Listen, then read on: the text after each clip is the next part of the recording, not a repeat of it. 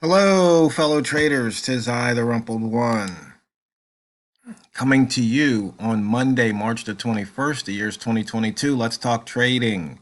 Trading Better, Part 11. As always, these videos are for educational purposes only. Your results may differ from mine. On this Trading Better topic, it's really more about you, the trader, as opposed to the method you're picking. And for some traders, that's just really hard for them to grasp that concept. I've stated it before, you can teach, 10 traders the same method at the same time. Some are going to get it and some aren't. Some are going to be profitable and some aren't. So the question is for traders is, what do you have to do so you can be profitable using whichever method you pick? And it all gets down to execution.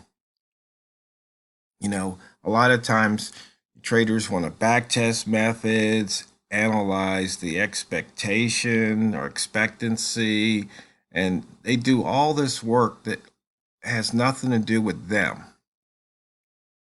But in order to trade better, you got to work on what you see in the mirror.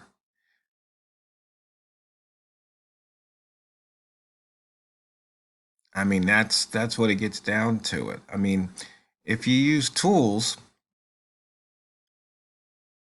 getting a different hammer or getting a different screwdriver usually isn't going to make the difference. It's you having to learn that tool. That's what makes the difference. Practicing with it, using it, getting experience, acquiring knowledge and know-how about that tool.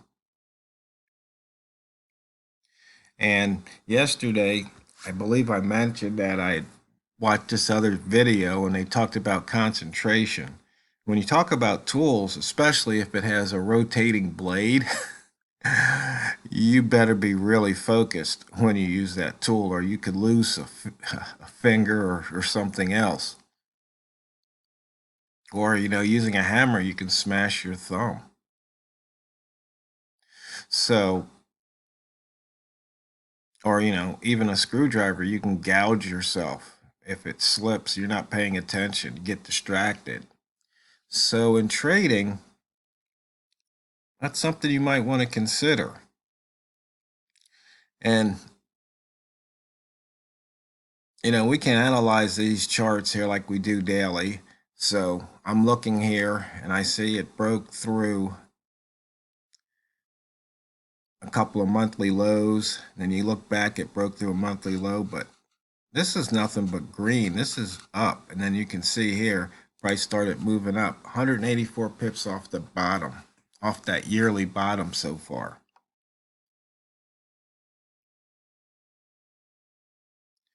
You break it down, you look at the week, came down, it took out the pivot. We know how often it likes to take out the weekly pivot, even though we do have a couple of missed ones. And then it bounced and entered what? Into the weekly wick zone.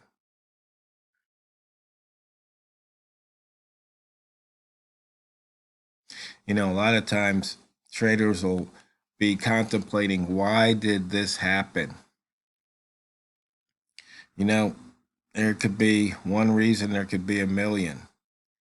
The question is, why did traders decide to buy at this point and push price back up? Why did traders decide to sell at this point and push price down? And then when it came back, it pushed it back up again. It's hard to say. I think there was a speech by the Fed chair this morning, but I don't think that caused all of that price action. So we're still putting in the range for the week. The opening range for the week. And if you look here, you can see we had an inside bar Friday. So far, today's an inside bar. And we'll just have to see what happens. 186 pips off that, or 185, 187 off the yearly low. Price is moving. You can see we're 340 below the yearly open. Here's that inside bar I mentioned, long trigger at 96.2, and we've actually hit 87.3.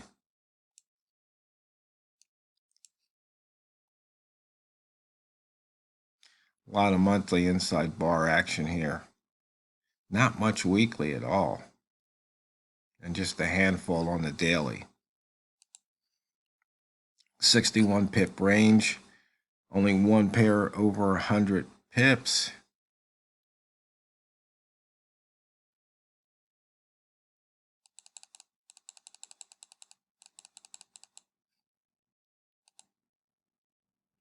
You can see we hit the sell zone a few times, went down. Now we've crossed the weekly open, and it's moved up.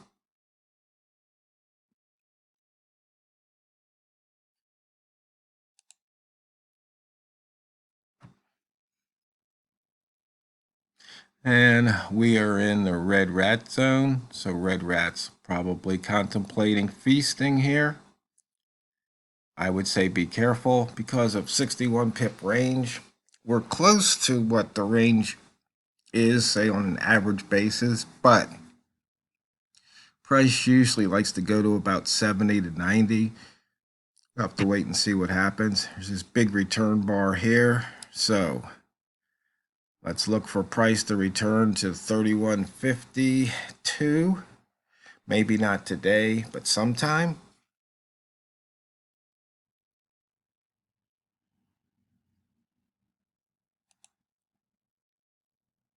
You can see here this H1 looks like a return bar.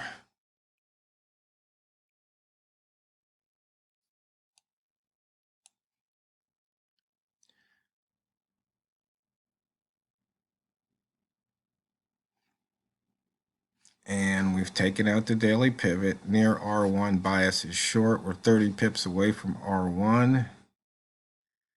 And S1 bias is long. You can see we hit S1, took out that weekly pivot, turned around, and shot back up. So daily, weekly, monthly, we still haven't hit that monthly pivot.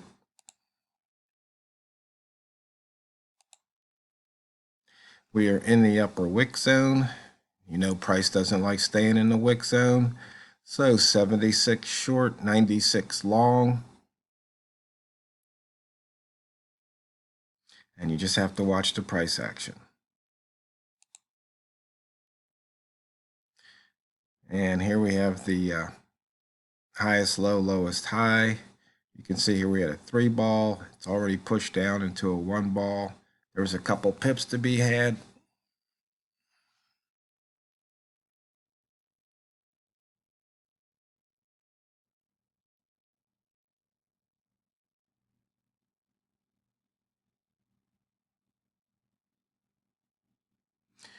And you can see here the mid dots is showing, actually this is the higher low, how it's been moving up, moving up, moving up.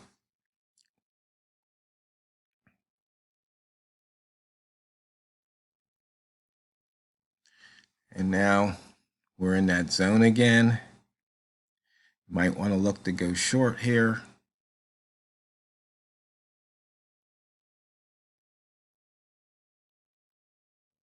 One of the things I noticed about this particular trade, I don't know if any of you are trading it or not, but you know I started using the EMA5, which is indicator 2. And you notice how these dots are above the highest low. Then all of a sudden it got below it. Well, when the dots are above it and price is moving up like this, you definitely don't want to short it. because you can see what's happening. It's when it drops below is when the short can be turned on. And you can see here in this case, it wasn't much of a short. And in this case, it was barely, so that's almost telling you, don't do it. Because right there. So it's just sometimes when you look at charts, you can see these patterns. So once again here, it gave you an opportunity, even though this candle was bullish, you could have possibly jumped in and picked up 2 pips. But it's one of these things where you'd want to take it quick.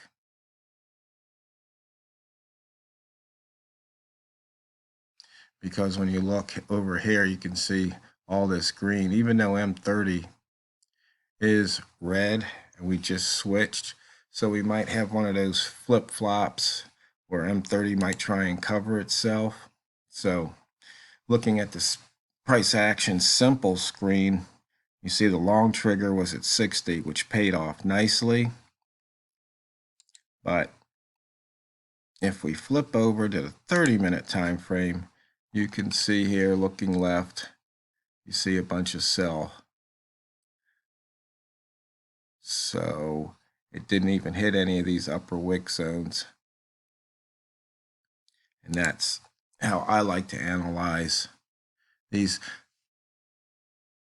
But you have to do it pretty quick in order to get these trades. So you have to know what you're doing, and that gets back to your trading plan and your focus, your concentration, your execution. Making sure you check all the boxes before you enter the trade. You can see here we had some 2, 3, 4 hours ago, had some pretty light ranges, pretty small ranges on the hourly, the high minus the low. But then previous hour and this hour definitely picked up the quote unquote momentum. You can see here what happened. We entered what I like to call a launch pad, and it launched out of the 40s, hit the 60s, onto the 80s.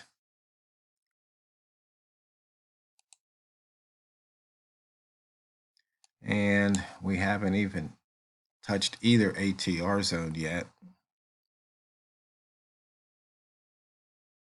We made a high for the day this hour.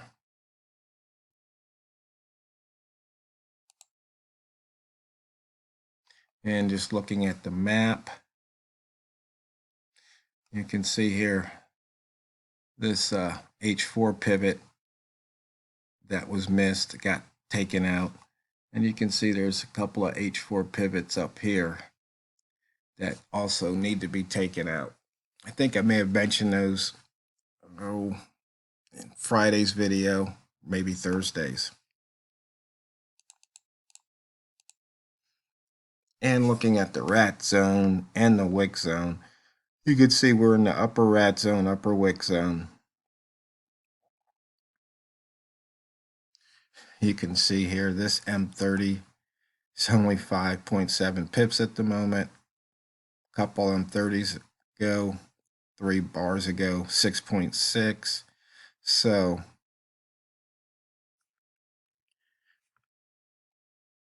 look to see possibly it'll come back and hit the midpoint before it returns up, or it might come all the way back down and take out that return bar open.